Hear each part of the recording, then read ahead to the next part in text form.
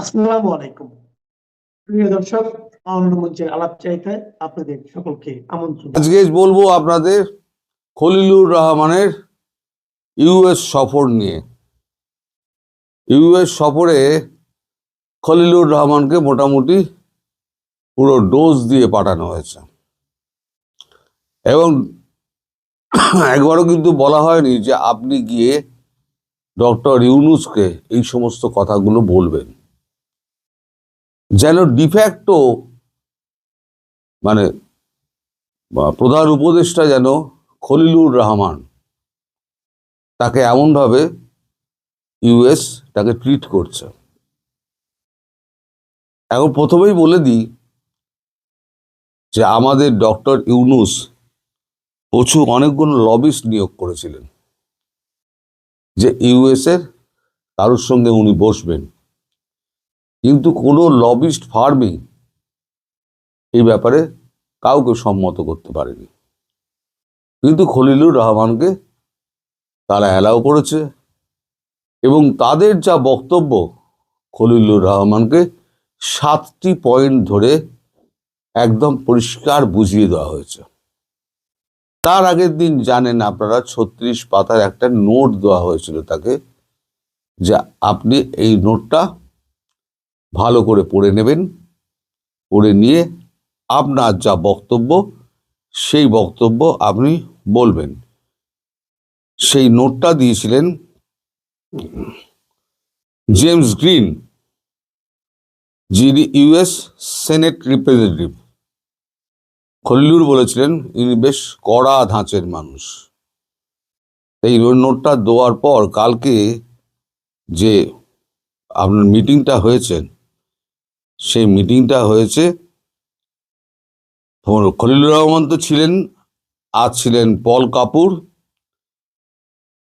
Sergio Gor, Allison Hooker H, political secretary. না, এর সম্পর্কেই বলেছিলেন যে ইনি বেশ কড়া ধাঁচের মানুষ। এখন কি কি বলা হয়েছে পয়েন্টগুলো একটা একটা করে আমি বলে যাচ্ছি।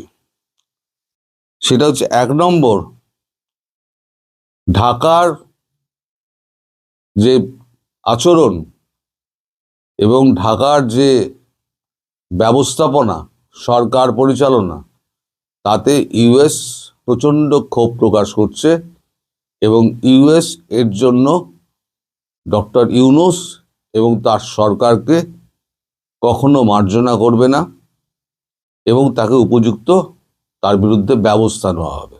কি ব্যবস্থা সেটা কিন্তু পরিষ্কার করা হয়নি। নাম্বার 2, বারবার সংকেত দেওয়া সত্ত্বেও, আশ্বাস দিলেও কোনো রকম ব্যবস্থা নেওয়া হয়নি। কি ব্যবস্থা? দেশের শাসন ব্যবস্থাকে সুস্থির করা এবং কন্ট্রোলে আনা যে ব্যবস্থা, সেই ব্যবস্থা কিন্তু ডক্টর ইউনূস নেননি। এবার কেন নেননি সেগুলো কিন্তু পরের নোটে বলা হয়েছে। তারা বলেছেন যে চায়নার সঙ্গে আপনারা 3টে মেমোরান্ডাম অফ আন্ডারস্ট্যান্ডিং সই করেছেন। এ সম্পর্কে আমরা যখন জানতে চাই তখন আপনারা আমাদেরকে ভুল তথ্য দিয়েছেন, যেটা অমার্জনীয় অপরাধ। ইউএসকে ভুল তথ্য দেওয়া হচ্ছে অমার্জনীয় অপরাধ, যেটা ক্ষমাহীন চোখে দেখছে ওয়াশিংটন। এখন এখানে চায়না ঢাকা যে সম্পর্ক, সেই সম্পর্কটা এই 3টে চুক্তির মধ্যে একদম পরিষ্কার হয়ে গিয়েছে এবং চায়না ঢাকা সম্পর্কে কি কি বলছেন ওরা, সেটাও আমি পরে আপনাদের বলছি। কি কি দিয়েছে? আপনারা বলেছিলেন যে এগুলো আগের সরকার করে গেছিল, আপনারা কিছু করেননি, কিন্তু কথাটা সর্বৈব মিথ্যে। এই সমস্ত এমইউ আপনার সরকার করেছে এবং আমাদের হাতে তার সমস্ত তথ্য প্রমাণ আছে। ডক্টর ইউনূসের বিরুদ্ধে যখন আমরা ব্যবস্থা নেব, এই তথ্য প্রমাণগুলো তখন আমরা পেশ করব। তার মধ্যে কি আছে? স্ট্র্যাটেজিক্যাল কৌশল। স্ট্র্যাটেজিক্যাল কৌশল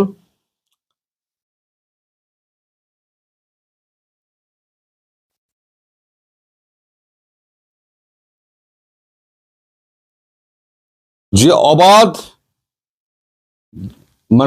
বিচরণের সুবিধা আপনারা করে দিয়েছেন এই স্ট্র্যাটেজিক্যাল কৌশলে, তার ফলে চায়না ওখানে স্বাধীনভাবে তার স্ট্র্যাটেজি সাজাচ্ছে, যেটা ভারত এবং ওয়াশিংটন কেউই সরল ভাষায় দেখছে না, এবং কূটনৈতিক ভাষায় এটাকে বলে অমার্জনীয় অপরাধ।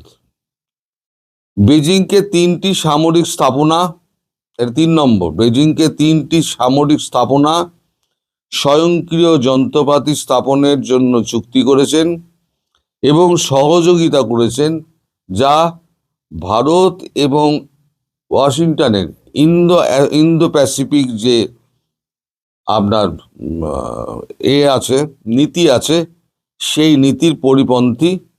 এ ব্যাপারে অবিলম্বে ব্যবস্থা নেওয়া উচিত। দিল্লি ওয়াশিংটন দ্রুত এই জায়গা থেকে ঢাকা সরে আসুক, এটি চায়, এবং চায় সেটা দৃঢ়ভাবে চায় বলে ব্যাখ্যা করা হয়েছে।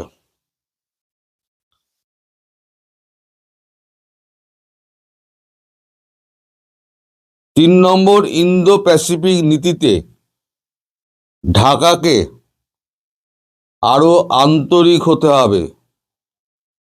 ইউনূস এবং তার অংশীদাররা, এখানে অংশীদার বলতে ইউনূসের যে সংগঠনগুলো, জামাতি টামাতি সংগঠন, আপনার গতি সংসদের যে দল, হ্যাঁ, ন্যাশনাল ক্রিমিনাল পার্টি এনসিপি, তারা এবং অন্যান্য যে সন্ত্রাসবাদী দল, তারা এইটার একদম অন্তরায় হয়ে দাঁড়াচ্ছে। এবং এই যে আমাদের যে নীতি আছে, ইন্দো প্যাসিফিক নীতি, সেই আপনাদের যে অংশীদারিত্ব, এই অংশীদারিত্ব অন্ধ, বধির এবং বিবেচনাহীন কাজ করে চলেছে, যার থেকে দ্রুত বেরিয়ে আসতে হবে। এবং এই ব্যাপারে একটা ডিপ্লোম্যাটিক নোট ঢাকাকে পাঠানো হয়েছে। ইসলামিক জঙ্গিদের 17টা গ্রুপ ঢাকায় আশ্রয়, প্রশ্রয়, মদত, অর্থায়ন, আচ্ছা, তারপর স্টেট এবং নন স্টেট অ্যাক্টরের কাজ করছে। সমস্ত সাপোর্ট ইউনূস দিয়ে যাচ্ছে। এই ব্যাপারে বারবার সতর্ক করা সত্ত্বেও ইউনূস সরকার এ ব্যাপারে কোনো সিদ্ধান্ত নেয়নি এবং কান দিচ্ছে না। ঢাকার সরকার সার্বভৌমত্ব চীনের কাছে বহু আগেই হারিয়ে ফেলেছে। ঢাকার যে সার্বভৌমত্ব, বাংলাদেশের সার্বভৌমত্ব, সেটা বলছে ঢাকার সার্বভৌমত্ব অনেক আগেই চীনের কাছে হারিয়ে ফেলেছে। 5 নম্বর, এক অনিরাপদ দেশ বাংলাদেশ হয়ে উঠেছে, এক অনিরাপদ দেশ, শহর ত্রাসে পরিণত হয়েছে, যেখানে শান্তিপূর্ণ, ইনক্লুসিভ এবং সুষ্ঠু নির্বাচনের কোনো রকম আপনার কি লিখেছে, মানদণ্ডে উপনীত হওয়া যায় না। অর্থাৎ বলছেন অনিরাপদ শহরে পরিণত হয়েছে, যেখানে শান্তিপূর্ণ এবং ইনক্লুসিভ সুষ্ঠু নির্বাচনের মানদণ্ডে উপনীত হওয়া যায় না। 6 নম্বর, মত প্রকাশের স্বাধীনতা, সংখ্যালঘু নির্যাতন মব ভায়োলেন্স, বিচার বা বিভাগের স্বাধীনতা শূন্যের কোঠায় নেমে এসেছে, যা কোনো মতে বরদাস্ত করা হবে না। 16টি মানবাধিকার ইস্যু, 6 নম্বর পয়েন্ট, 16টি মানবাধিকার ইস্যু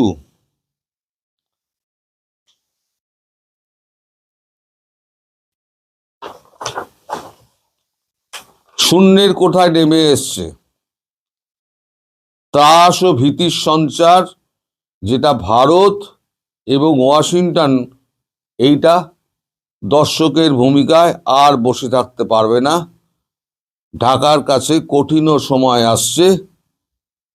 এটা কেবল আমাদের একার কথা নয়, ঢাকা বা ওয়াশিংটন এবং ভারতের যৌথ সিদ্ধান্ত। 7 নম্বর, ভারতকে কৌশলগত চাপে রাখার মানে এই নয় যে চীনকে সমৃদ্ধ করা। এতে ভারত ইউএস তাদের এই নীতি ক্ষতিগ্রস্ত হচ্ছে। অর্থাৎ ইউএস এবং ইন্ডিয়া যৌথভাবে যে এই বিষয়ে কাজ করছে সেটা তারা বারবার মনে করে দিয়েছেন। এখন আপনারা ভাববেন যে একদিকে ট্যারিফ নিয়ে এত কিছু ট্রাম্প করছেন, আবার পাশাপাশি মার্কো রুবিও, জেডি ভান্স তারাও আবার একটা প্যারালালি একটা যোগাযোগ রেখে যাচ্ছে ভারতের সঙ্গে। ব্যাপারটা কি? ব্যাপারটা হচ্ছে যে এরাও ধরে নিয়েছে যে ট্রাম্প ইমপিচড হবেন, ভারতকে কাট করা যাবে না, চীনকে কাট করা যাবে না, রাশিয়া তার তেল বিক্রি করবে এবং ইউক্রেনে নতুন করে আবার যুদ্ধ শুরু করবে। কারণ আমেরিকা যা করেছে, আমাদের মালিক যা করেছেন, মালিক তো একেবারে ন্যাটোর তো গোষ্ঠীর পিণ্ডি পাকিয়ে দিয়েছেন। সেই ন্যাটো নিয়ে আমি পরে একটা ভিডিও করব, ন্যাটোটা নিয়ে। আর একটা ভিডিও করব, সেটা হচ্ছে বঙ্গোপসাগরে নতুন একটা নৌবন্দর হচ্ছে, সামরিক নৌবন্দর। সেটা ব্যাপারেও আপনাদের বলবো নেক্সট কোন একটা ভিডিওতে। আজকে এই যে আপনারা দেখছেন যে মার্কো রুবিও একরকম কথা বলছেন, ভারতের সঙ্গে যোগাযোগ করছে, ট্রাম্প আবার ওদিকে 5% ট্যারিফ বসানোর কথা বলছেন, একেবারে দুমদাম বকে যাচ্ছেন। এর আগে আমি একটা ভিডিওতে বলেছিলাম, মার্কিন কংগ্রেস, ডেমোক্র্যাট এবং রিপাবলিকান তিনজনেই বলে দিয়েছিল যে আপনি এখন আর কোনো রকম টুইট করবেন না, ভারতের বিরুদ্ধে কোনো রকম মুখ খুলবেন না। কিন্তু মালিক তো মালিক আবার একটা ছেড়ে দিয়েছেন, ভারত মোদিজি আমার খুব ভালো বন্ধু, কিন্তু আমায় খুশি করতে পারেননি, তিনি এখন ইউএস থেকে তেল কিনে যাচ্ছেন, তাই আমি তার উপরে 500% ট্যারিফ চাপাবো। এতে কি হচ্ছে? ইউএস এর সঙ্গে সম্পর্ক খারাপ হচ্ছে। ইউএস জানে যে বহু বছর বাদে আমাদের সঙ্গে সম্পর্কটা একটুখানি ঠিক হয়েছে, তাই আমাদের যদি করতে হয় তাহলে এমন কিছু করে দেখাতে হবে যেটাতে ভারত সন্তুষ্ট হয়। ভারত যেটা বরাবরই চাইছে যে বাংলাদেশ থেকে পা তোলো। তাই এই সামন্তরাল একটা প্রশাসন দুদিকে চলছে, একদিকে হচ্ছে ট্রাম্প আর তার কয়েকজন সঙ্গী সাথী, আর বাকিটা হচ্ছে পুরো ইউএস কংগ্রেস, ইউএস ডেমোক্র্যাট এবং রিপাবলিকান এবং আপনার মানে মার্কো রুবিও, জেডি ভান্স। আর এরা জানে, মার্কো রুবিও, জেডি ভান্স জানেন যে ইমপিচ হলে পরে তাহলে জেডি ভান্স হবেন পরবর্তী রাষ্ট্রপতি। তাহলে পরবর্তী রাষ্ট্রপতিকে দাঁড় করাতে গেলে এখন থেকে ভারতের সঙ্গে কাজ করতে হবে, যাতে ভারতের সঙ্গে যে সম্পর্কটা ট্রাম্প নষ্ট করেছেন সেই সম্পর্ক যাতে পুনরুদ্ধার করা যায়। তাই এখন বাংলাদেশের ব্যাপারে তারা উঠে পড়ে লেগেছে। এটা হলো মোদ্দা ব্যাপার। তবে এই যে সমস্ত আলোচনাটা হয়েছে, এই আলোচনার মধ্যে ইউনূস সম্পর্কে কোনো রকম মন্তব্য করা হয়নি। শুধু বলা হয়েছে, ইউনূস ওদের খলিলুরকে বলে দেওয়া হয়েছে যে ভারত এবং ওয়াশিংটন চায় দ্রুততম এই সময়ের মধ্যে এইগুলো ঠিক করতে। যদি না হয় তাহলে ডক্টর ইউনূসকে, সরকার প্রধানকে এবং সরকারের অন্যান্য যারা আছে অংশীদারগণ, তাদেরকে চরম শাস্তি পেতে হবে, এবং সেটা খুব বেশি দূরে নয়। কারণ যা হচ্ছে, ইউনূসের কিন্তু খাল খিঁচে দেবে, এইটুকু বলা যায়। ভারতও খিঁচবে, আমেরিকাও খিঁচবে। যদি ভারত তুলে না আনে তাহলে এবারে আমেরিকা তুলে নিয়ে যাবে, এ ব্যাপারে নিশ্চিন্ত থাকুন।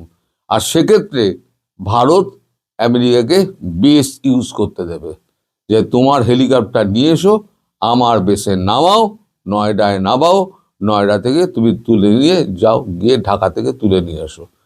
তাহলে ভারত ঢুকলো না, পার্শ্ববর্তী রাষ্ট্র ঢুকলো না, যে বসিয়েছিল ইউনূসকে বসিয়েছিল ইউএস এসে, নেভি সিল এসে বুটস অন গ্রাউন্ডস করে নেপথ্যে চ্যাংদোলা করে তুলে নিয়ে চলে যাবে। আর এটা ইউএস এর কাছে কোনো সমস্যাই নয়। এটা পৃথিবী একবার দেখে নিয়েছে, ট্রাম্প দেখিয়ে দিয়েছে। ট্রাম্পের দেখানো পথে হেঁটে মার্কো রুবিও এবং জেডি ভান্স এই কারবারটি করতে চলেছেন। এটা হচ্ছে, আমি কালকে বলেছিলাম রেড সিগন্যাল, অনেকে দিয়ে দিয়েছে গ্রিন সিগন্যাল, আমায় লিখেছেন গ্রিন সিগন্যাল। তো যারা লিখছে তারা ওই বিশ্ব রাজনীতির বও জানে না, তাদের জীবনটা থেমে আছে ইউটিউব আর ফেসবুকে, বাকিটা তাদের কাছে একটা অজানা পৃথিবী। ফলে রেড সিগন্যাল না সবুজ সিগন্যাল, এটা কয়েকদিনের মধ্যে পরিষ্কার হয়ে যাবে। আপনাদের যে এত কৌতূহল ছিল যে খলিলুর কি বার্তা দিয়ে এলেন, খলিলুর একটা সাংঘাতিক বার্তা দিয়ে এলেন। সেটা হচ্ছে মার্কিন যুক্তরাষ্ট্র এবং ভারত যৌথভাবে কোনো একটা বড় রকমের অ্যাকশন নিতে যাচ্ছে। সেক্ষেত্রে মার্কিন যুক্তরাষ্ট্রকে ভারতের ভূমি ব্যবহার করতে দেওয়া, এটি হলো মূল কথা। সবাই ভালো থাকবেন, সুস্থ থাকবেন, সাবধানে থাকবেন। কালকে আমি সকালবেলাতে আপনাদের আর একটা খবর দেব, সেটা হচ্ছে এই যে নৌ বন্দর একটা তৈরি হবে, সেটা কারা কারা ব্যবহার করবে, কারা তৈরি করবে, কত টাকা খরচা পড়বে, কত দিন লাগবে, সে ব্যাপারে ডিটেল দেব। আর এই নৌবন্দরটা শুরু হচ্ছে যেটা, সেটা বঙ্গোপসাগরে একটা স্বাধীন জায়গায়, মানে দ্বীপ তৈরি করে সেখানে করা হবে কৃত্রিমভাবে, এবং সেখানে 24টা আপনার থাকবে, প্ল্যাটফর্ম থাকবে 24টা। সেখানে কার কার নৌবাহিনীর জাহাজ থাকবে, তাদের কি কাজ হবে, এবং সেটা হবে সেন্ট মার্টিনের অদূরে, খুব একটা দূরে হবে না। ফলে বঙ্গোপসাগরে তাদের একটা উপস্থিতি হয়ে যাবে, এটা আশা করা যায়। আপনারা জানেন পুরো পৃথিবী আজ একটা টালমাটাল অবস্থার ভিতর দিয়ে যাচ্ছে। এই টালমাটাল অবস্থাটি একদিনে, এক মাসে, এক বছরে তৈরি হয়নি। গত বছর থেকে, গত এক দশক থেকে পৃথিবীতে একটা বদলের হাওয়া বইছে। এই বদলের হাওয়াটি হচ্ছে মৌলবাদ নিপাত যাবে, মানবতাবাদ মুক্তি পাবে। এর ভিত্তিতে আপনারা যদি তাকিয়ে দেখেন, ধর্মীয় মৌলবাদ পৃথিবীর খুব কম দেশেই আছে। যে দেশগুলোতে আছে, এই দেশগুলো বেশিরভাগই মুসলিম রাষ্ট্র। এই মুসলিম রাষ্ট্রসমূহে মৌলবাদের মূল কারণটা কি? মৌলবাদের মূল কারণ হচ্ছে অশিক্ষা, কুশিক্ষা, দারিদ্রতা, বেকারত্ব এবং সর্বোপরি ধর্মান্ধতা। এই ধর্মান্ধতা পৃথিবীতে তাবৎ যুগেই ছিল, সব যুগেই ছিল।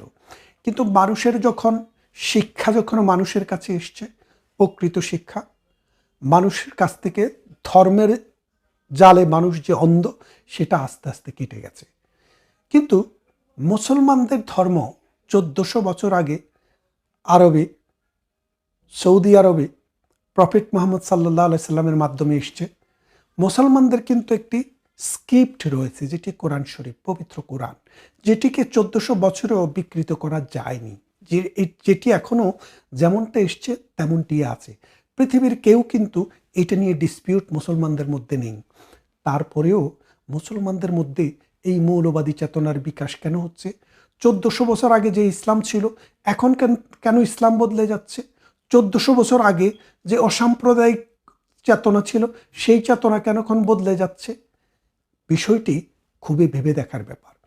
মুসলমান বিশ্বের এখন দুরবস্থা। একটা সময় আপনারা জানেন আল বিরুনি, আল খারেজমি, ইবনে সিনা চিকিৎসা বিজ্ঞান, গণিতশাস্ত্র, জ্যোতির্বিজ্ঞান, রাষ্ট্রবিজ্ঞান সহ এমন কোনো শাখা নেই বিজ্ঞানের, গণিতের অথবা সমাজবিজ্ঞানের যেখানে মুসলিম বিজ্ঞানীরা, মুসলিম মনীষীরা 1200, 1000, 900, 800 সালে তাদের জ্ঞান বিজ্ঞান দিয়ে পৃথিবীকে সমৃদ্ধ করেনি।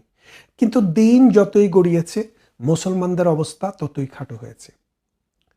কালান্তর নামে একটি প্রবন্ধে রবীন্দ্রনাথ ঠাকুর ভারতবর্ষে মুসলমানদের আগমন নিয়ে একটি কথা বলেছেন। কথাটি কি বলেছেন? যে পৃথিবীতে যখন একটি দেশ আরেকটি দেশকে অধিকার করে, অর্থাৎ একটি জাতি যখন অন্য একটি জাতিকে ইনভেড করে, তখন এই দুটি জাতির মিলনে অনেক কিছু যোগ হয়, গুণন হয়। অর্থাৎ আলো আসে, বাতাস আসে, হাওয়া আসে, অন্ধকার কেটে যায়। সেখানে বিশাল একটা সমাজ গড়ে উঠে, যে সমাজটা 2 এ 2 4 হয়। কিন্তু পৃথিবীতে একটা মাত্র ইতিহাস, সেটা হলো আরবরা যখন ভারতবর্ষে আসে, ভারতবর্ষে আসার পর এটা যোগ না হয়ে বিয়োগ হয়েছে। বিয়োগটা কি রকমের? যে একটা জাতি ছিল 4 মিলে, 4 জন মানুষ মিলে একটা জাতি ধরেন, সেই মানুষটি 2 এ 2 ভাগ হয়ে গেছে, মুসলমান আর হিন্দু। এই যে বিয়োগ, এর কারণ কি? এর কারণ হচ্ছে অশিক্ষা। ধরেন 1400 শতকে যখন ইউরোপে রেনেসাঁর সূত্রপাত হয়, এর আগ থেকেই এই স্পেনে মুসলমান শাসন করেছে, আস্তে আস্তে স্পেন থেকে মুসলমান চলে গেছে। তারপরে আপনারা জানেন ওসমানীয় খেলাপাত, ইউরোপের বুলগেরিয়া, হাঙ্গেরি, রোমানিয়া, গ্রিক এই অঞ্চলের অনেকগুলা দেশকে শাসন করেছে। তাদেরকে আস্তে আস্তে ইউরোপ থেকে তাড়িয়ে দেওয়া হয়েছে।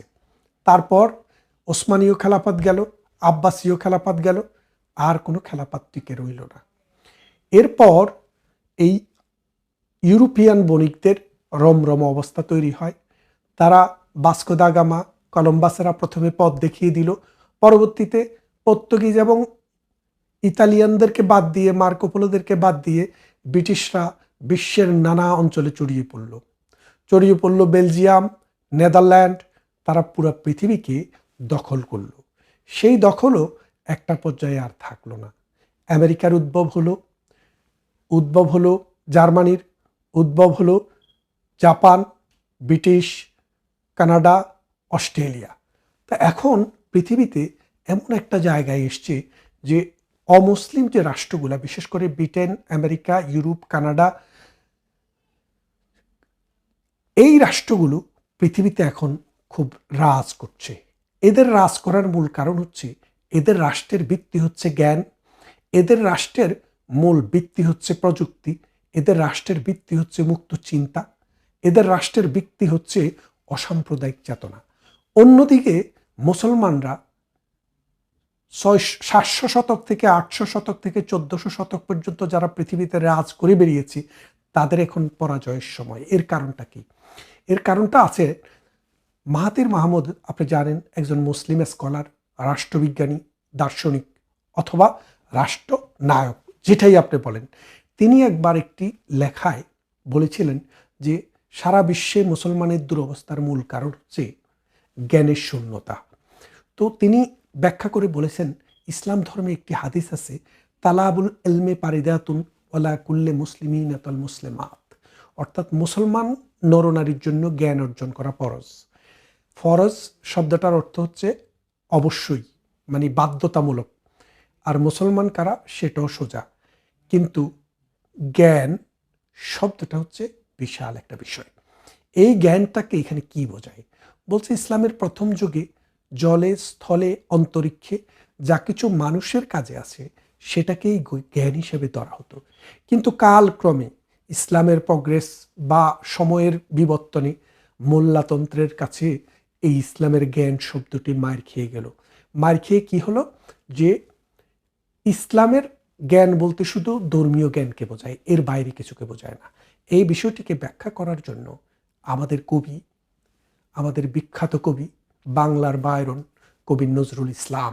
তিনি বলেছিলেন, বিশ্ব যখন এগিয়ে চলেছে আমরা তখনও বসে বিবি তালাকের ফতোয়া খুঁজছি কোরআন হাদিস চষে। সেই কোরআন হাদিস চষে বিবি তালাকের ফতোয়া খুঁজতে গিয়ে জ্ঞান শব্দটি, জ্ঞানের পরিধি মুসলমানদের কাছে ক্ষুদ্র হয়ে গেছে।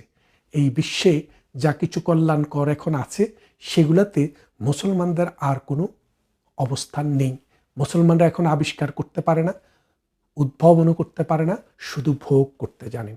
আর এই ভোগবাদী মুসলমানের কাছে ধর্মই হয়ে উঠছে একটি ইনস্ট্রুমেন্ট, জ্ঞান বিজ্ঞান চলে গেছে আতুর ঘরে। তো এই অবস্থায় এই ইরান, আপনারা জানেন 1989 সালে এই আয়াতুল্লাহ খোমেনি ফ্রান্স নির্বাচন থেকে এসে বা ইরানে একটি ইসলামী বিপ্লব ঘটায়। সেই ইসলামী বিপ্লবের পর আপনারা জানেন সৌদি আরবের পরে পৃথিবীর সবচেয়ে বেশি তেল, মধ্যপ্রাচ্যে যে সবচেয়ে বেশি তেলের ঘাঁটি সেটি হচ্ছে ইরান। জনসংখ্যা প্রায় 10 কোটি, বিশাল দেশ, 10 লক্ষেরও অধিক বর্গ মাইলের দেশ, বর্গ কিলোমিটারের দেশ। সেই দেশটি পারস্য, আপনারা জানেন পারস্যের সভ্যতা যদি আপনারা খুঁজতে যান কমের দিকে 6000 বছর, খ্রিস্টজন্মের 4000 বছর পূর্বে আর খ্রিস্টজন্মের পরে 2000, এই 6000 বছরের ইতিহাস জলজলে ইতিহাস, সূর্যবীর্যের ইতিহাস, জ্ঞান বিজ্ঞানের ইতিহাস, কবিতার ইতিহাস। সেই পারস্য এখন মুখ থুবড়ে পড়েছে। মধ্যপ্রাচ্যের সবচেয়ে গরিব দেশ ইয়েমেন, তারপরের গরিব দেশ হচ্ছে ইরান। অথচ ইরান থাকার কথা ছিল সৌদি আরব থেকেও ধনী, যাদের তেলের অভাব নাই, জনবলের অভাব নাই, সভ্যতার অভাব নাই, সংস্কৃতির অভাব নাই। তারা শুধু মরে গেছে এই ইসলামের ঠুনকো ব্যাখ্যার কারণে, ইসলামকে বোতলবন্দি করার কারণে। সব জায়গায় ইসলামকে প্রচার করতে করতে এমন একটা জিনিস দাঁড়িয়েছে, তারা এখন ইসলাম উৎপাদন করতে গিয়ে দেশকে কবর দিয়ে ফেলছে। এই অবস্থায় এখন এই দেশটি যেই কোনো সময় পতিত হবে, যেই কোনো সময় ভেঙে যাবে ইরান, যেই কোনো সময় পরাজিত হবে ইরানের আজকের দিনের রাষ্ট্রনায়করা। এবং ইরানের পরাজয়ের পর আপনারা কি দেখবেন, ইরান রাষ্ট্রটির কানেক্টেড দেখেন বাংলাদেশের সাথে ভারত, ভারতের সাথে পাকিস্তান, পাকিস্তানের সাথে আফগানিস্তান, আফগানিস্তানের সাথে ইরান, ইরানের সাথে ইরাক, ইরাকের সাথে তারপরে গিয়ে আপনি পাবেন ইয়েমেন। এই ইয়েমেন দেখেন এখন দুর্ভিক্ষ চলছে, 3 বেলার মধ্যে 1 বেলা খেতে পায় এরকম মানুষের সংখ্যা দেশের অর্ধেক। তারপরে ইয়েমেনের পাশে আসেন ইরাক, ইরাকও একদম সিত্তিসান হয়ে গেছে। ইরানের পর ইরাকের পর ইরান, সেটিও ধ্বংসপ্রাপ্ত। ইরানের আরেক সীমানায় আছে সিরিয়া, সেটিও ধ্বংস হতে হতে আর কিছু অবশিষ্ট নেই। তারপর আফগানিস্তান, 1500 বছর আগের যে মধ্যযুগীয় ব্যবস্থা সেটা ফিরে এসছে আফগানিস্তানে। তারপরে পাকিস্তান, 79 বছর বয়সে এই রাষ্ট্রে একটি সরকারকে 5 বছর টেনিয়র পূরণ করতে দেয়নি। তারপরে তো আমরা বাংলাদেশ, এই বাংলাদেশও আজ ওই পুরনো শৌখিনদের হাতে জাতীয় পতাকা, জাতীয় সম্পদ সব কিছু আজকে খামছে ধরেছে সে পুরনো শকুনেরা। তা আমি বিশ্বাস করি ইরান এই পারস্যের পরাজয়ের পর বাংলাদেশ বুঝতে পারবে, বাংলাদেশের তরুণ সমাজ বুঝতে পারবে। আপনারা জানেন যে বাংলাদেশের ভবিষ্যৎ হচ্ছে তরুণ সমাজ, যারা আজকে ছাত্র তারাই তো আগামী দিনের নেতা, তারাই তো আগামী দিনের ব্যবসায়ী, বুদ্ধিজীবী, সমাজসেবী, রাজনীতিবিদ। তাদের মধ্যে যদি মৌলবাদের বিকাশ ঠেকাতে না পারেন, তাদের মধ্যে যদি বিজ্ঞান মনস্ক চিন্তাভাবনা না আনতে পারেন, তাদের কাছে যদি বিজ্ঞান না আসে, তাদের কাছে যদি পরিচ্ছন্ন চেতনাবোধ না আসে, তাহলে সমাজ কিন্তু অন্ধকার হতে বাধ্য। সবগুলো ইউনিভার্সিটিতে শিবিরের জয় জয়কার মানে হচ্ছে মধ্যযুগীয় চেতনার বিকাশ বাংলাদেশে শুরু হয়ে গেছে। এই বিকাশ ঠেকাতে হলে ইরানের মতো বিপ্লব দরকার। ইরানে যে বিপ্লব এখন হচ্ছে বাংলাদেশের মানুষকে সেটা ফলো করতে হবে। ধর্মের সেই পুরনো চিন্তা চেতনা, ধ্যান ধারণাকে বাদ দিয়ে আধুনিক চিন্তা চেতনায় ধর্মকে দেখার সময় এসছে। ধর্ম কিন্তু মানুষকে অন্ধ হতে শেখায় না, মানুষকে জ্ঞানী হতে শেখায়। কিন্তু ধর্মের যে জ্ঞানের সব পথ বন্ধ করে দিয়েছে ওই বিবি তালাকের ফতোয়া খুঁজতে খুঁজতে। কবি নজরুল, কবি রবীন্দ্রনাথ, জীবনানন্দ, এরা আমাদের সম্পদ। এই বাংলাদেশে তাদের চিন্তা, তাদের চেতনাকে আমরা ধারণ করতে হবে। আপনারা দেখেন যে বাংলাদেশ আজকে কি হচ্ছে, বাংলাদেশের মূল জনগোষ্ঠীর কত অংশ এই বিজ্ঞান চেতনার সাথে জড়িত, বিজ্ঞান চিন্তার সাথে জড়িত, আধুনিক মনস্কতার সাথে জড়িত নেই বললেই চলে। এটা যদি না করা যায় তাহলে ভবিষ্যৎ অন্ধকার। ইরানের পরাজয় অবিসম্ভাবী ভেবে আমি এইভাবে আশ্বস্ত হতে চাই, পৃথিবী এখন আর ধর্মান্ধদেরকে পৃষ্ঠপোষকতা করবে না। আমাদের প্রতিবেশী রাষ্ট্র ভারত বসে আছে। আপনারা জানেন সিকিম এক সময় ভারতের অংশ ছিল না, কিন্তু ভারত সেটিকে তার অংশ বানিয়েছে। আপনারা জানেন কাশ্মীর নিয়ে নানান সমস্যা, কিন্তু সেটিও ভারতের অংশ। হায়দ্রাবাদের নিজামরাও ভারতের অংশ। তো বাংলাদেশ যদি মৌলবাদের এই আস্ফালন চলতে থাকে, তাহলে টুডে অর টুমোরো এই দেশটিও ভারতের অংশ হয়ে যেতে পারে। কিন্তু আমরা তা চাই না, কারণ আমরা 30 লক্ষ মানুষ জীবন দিয়ে, 2.5 লক্ষ নারী সম্ভ্রম দিয়ে এই দেশটিকে স্বাধীন করেছি। মুজিবের জীবনের যৌবনের বেশিরভাগ অংশ তিনি জেলখানার অন্ধ প্রকোষ্ঠে কাটিয়ে দিয়েছেন এই স্বাধীন দেশের জন্য। আমরা চাই না এই দেশটি পরাজিত হোক, এই দেশটি অন্য কেউ গ্রাস করুক, আমরা এটা চাই না। আসুন মৌলবাদীদেরকে ঠেকাই। এই মৌলবাদী চিন্তা চেতনাকে ঠেকাতে না পারলে আপনার সন্তানকে আধুনিক বিজ্ঞান মনস্ক চিন্তা চেতনায় যদি উদ্বুদ্ধ করতে না পারেন, তাহলে আপনার এবং প্রজন্মের পরাজয় বরণ করা ছাড়া আর কোনো পথ থাকবে বলে আমি মনে করি না।